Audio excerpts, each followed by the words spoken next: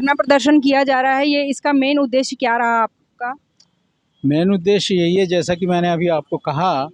कि जितने भी दुर्ग भिलाई में अनुसूचित जाति वर्ग के लोग रहते हैं, जो अन्य प्रांत से आके यहाँ बसे, और यहाँ के मूल निवासी जो हैं वो भी, जिनका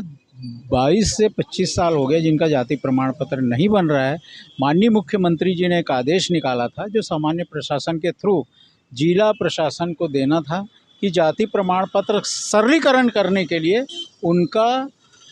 जिला प्रशासन के माध्यम से, उसको नगर निगम के माध्यम से, थ्रू एसडीएम के माध्यम से इनका जाति प्रमाण पत्र का समाधान होना चाहिए। किंतु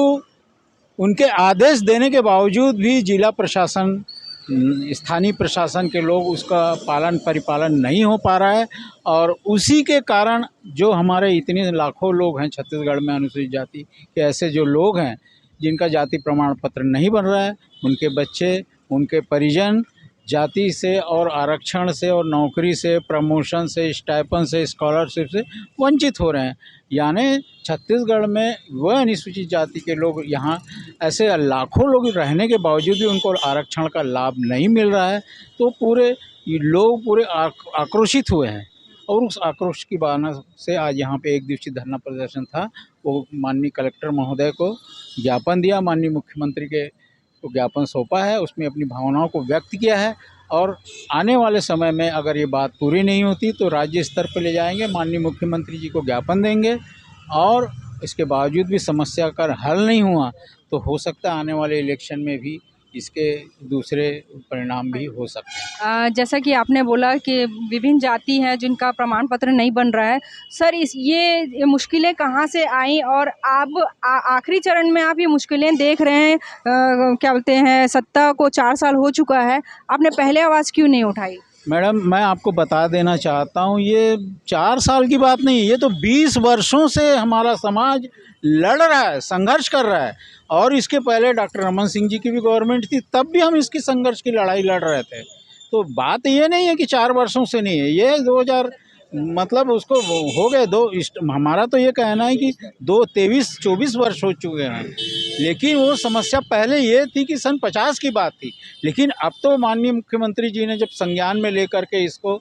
हल करने का जब निर्देश दिया है, तो उसका इम्प्लीमेंटेशन नहीं हो रहा है। कहीं ना कहीं हम लोग को आरक्षण से वंचित करने की नियत में खोट है, और तभी ये इम्प्लीमेंटेशन नहीं, तो एक बार माननीय मुख्यमंत्री का आदेश का परिपालन ना हो, ऐसा हो ही नहीं सकता। जैसा कि आप बोल रहे हैं कि नहीं बन पा रहा है, तो कहाँ कहाँ ऐसी दिक्कतें आती हैं, या नगर निगम जाते हैं या आप एसडीएम जाते हैं, तो कौन से आपको अधिकारी जो हैं वो मना कर देते हैं उसके बारे में? से एसडीएम साहब जो होते हैं, सरकार का जो जिला का कलेक्टर का जो प्रतिनिधि होता है वो एसडीएम होता है, और एसडीएम जो है इस कार्य को किसी भी ढंग से टालना चाहता है, या स्थानीय जो यहाँ के नेता हैं उनके प्रभाव से या दबाव से उसको टालने की कोशिश कर रहा है, और इसी कारण से ये नहीं हो रहा है। और इसके लिए मैं तो कहता हूँ जितने भी जिला प्रशासन के लोग हैं, सामान्य प्रशासन के थ्रू आदेश हुआ है, एसडीएम की पूरी जिम्मेदारी बनती है। एसडीएम नहीं कर पा रहा है तो जी नगर निगम को आदेश करे, और डायरेक्ट कलेक्टर साहब इसमें आदेश करे, और हमारे लोगों की समस्या का समाधान करे, सीधी सी बात है। जी, आपके समूह में कितने लोग हैं जो इस चीज़ का विरोध कर रहे हैं? समूह ये मेरा नहीं है, सभी सर्व अनुसूचित जाति के समाज के लोग, इसमें लाखों लोग हैं।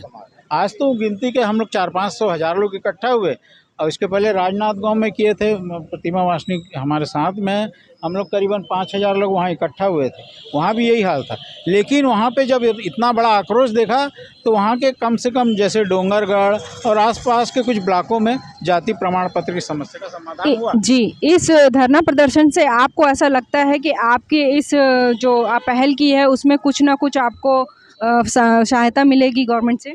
बिल्कुल मिलेगी, तो सीधी सी बात है कि अगर ये नहीं मिलती है तो फिर मुझे तो ऐसा नहीं लगता है कि इतने सी लड़ाई से और भी बड़ी लड़ाई लड़ना पड़ेगा, और बड़ी लड़ाई लड़ करके माननीय मुख्यमंत्री जी के भी संज्ञान में लाएंगे, उसके बाद में ही कुछ समस्या का सफल होगा, ऐसा मुझे लग रहा है। जी, आपका पूरा परिचय दीजिए सर। मैं सुनील राम टिके, राष्ट्रीय अध्यक्ष all India SC ST federation.